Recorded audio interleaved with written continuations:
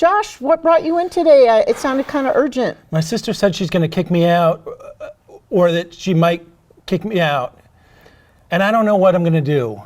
Wow, tell me more. What's going on? Well, it's complicated. Basically, she said if I don't take my meds every day, then I can't stay there anymore. Oh, have you been taking your meds? I'm taking my meds now, but I stopped. I did stop for a while. I stopped for about a month. I didn't call you, but I'm back on them. Well, that's good. So can you tell me more about what brought you to decide not to take them for a while? Well, it's been, we talked about this before. Like, I know it's the smart thing to be on my meds because of the bipolar disease, but they change me, and like I'm safer, but I'm not like artist Josh is harder to get into. Like, I just don't have the same, I can't do my art in the same way, and that's what usually gets me thinking, like, maybe this time I'd be okay. Yeah. If I just, I take them every other day, or I cut them in half, or I stop taking them, and then it just goes on, and I got to, then. Well, let's talk about that part about then it goes on, because I do really hear what you're saying about wanting to be more in touch with your artist self, and I think that is a really important part of who you are. It is. But tell me, what does that future look like where you're not taking meds? Maybe you're more creative, but are there other aspects as well? Well, that's, I don't always know what to do, because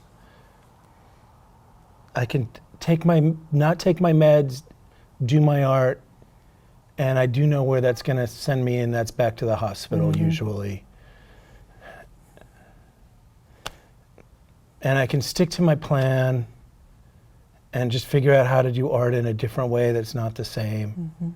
It's just I don't want my sister telling me what to do about it. Like, Yeah. I'm not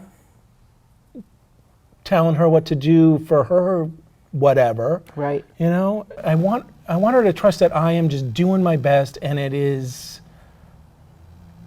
hard being me. It is hard taking your meds every day for the rest of your life because you might end up in the hospital.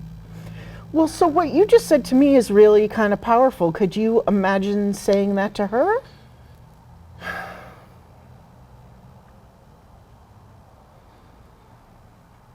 Yeah, I couldn't say it to her quite like that. I realized, it would have to be like a time when I'm not so agitated about it, and when she's not so agitated about it.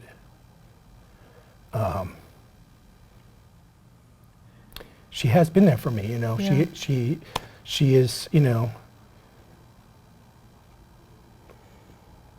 she's a pretty good sister, all in all. It's just, it felt like she's threatening me when she says, I'm going to lose my home if I don't take my meds. And it's my meds, it's my head, it's my health. Yeah. Well, and you're right. These are your choices, and sometimes choices are harder than other ones. So, I think you've said to me before how much it means to you to have a safe place to live and to be with family.